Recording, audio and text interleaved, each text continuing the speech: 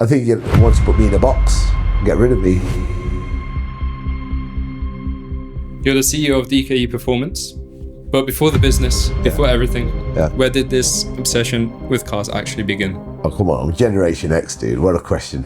I'm coming up to nearly 50 years old. I still remember my dad's Beetle. For me, it was like fascinating. I remember that journey because both my family, my parents, like my dad and all his brothers were business people. So I had access to cars, in the 90s, I had access to a fleet of 20, 30, 40 cars. So obsession started at a very young age. At what point did cars start being just something you enjoyed and start becoming something you built a life around? I used to work in my dad's business in the taxi office, and I remember I used to be around cars all the time, and then all of a sudden things went differently, and I wanted to become an entrepreneur and, get into my own business. And even then, the obsession there was a build-up throughout my life of having cars. I remember jumping in my cousin's 420 GSI Turbo Rover. I never felt any power like it. It was like, I think 1,200 kilos, 200 horsepower. And I'll become a Rover obsessive, best of British. And I used to go on the Auto Trader and buy every single one I could, and then bring them back and fix them up and sell them and put the bleed valve on, put the cooler, whatever. So that's the obsession. It was always there, always there. Out of every car you've owned or built, which one actually changed something in you? Not just your favorite, but the one that shifted everything for you.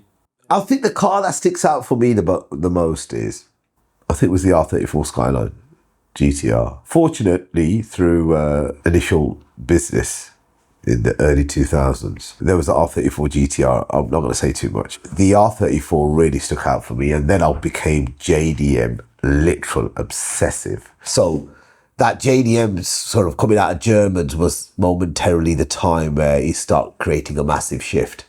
I transitioned from JDMs back into German cars the day I hit the Nürburgring in 2006. And it completely changed for me. I was obsessed. I've never seen such a tranquil, beautiful place for petrol heads. But that's, I'm not going to give you too much, but yeah.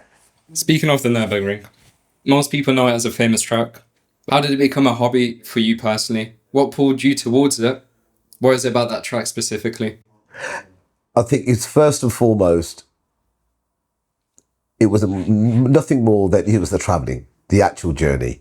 To get out of England and to go to a location, I think that was for me was the biggest thing.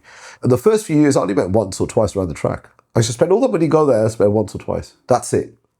Because I was scared. It wasn't street racing. It was a different breed, but I never gave up. And not because I was competitive. It's the fact I loved going there, and it's almost, when you go on the same road every day and you get used to it. For me, it became that.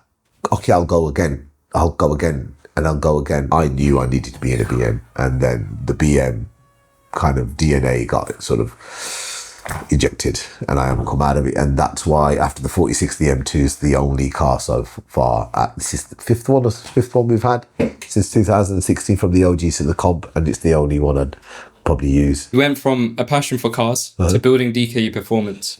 Did you ever think where that obsession would take you? And does running a business every day ever change how you feel about cars, or does the passion stay separate?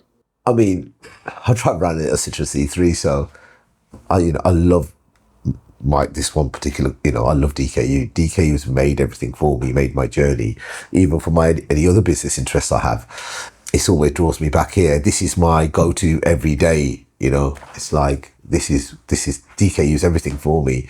The passion for cars and looking at cars and everything. But I think for me, wheels and cars and character of cars and the drivability of cars, and doesn't matter what combustion, what they have, it's almost, and the journey so far has been epic, and I cannot see myself. I think once you put me in a box, get rid of me, that's the moment it all starts and stops. But yeah, it's natural. If you look back at everything, is there anything you would change? There's nothing I'd change. Nothing. There's nothing I'd change. I wouldn't change anything. I wouldn't be the person I am, where I am today, if I was to go back and change anything. So for me, the journey's beautiful. Good or bad, however you want to portray it in your mind, I wouldn't change anything. I just love the journey. The journey's been amazing.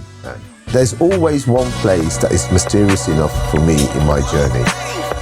The Nürburgring.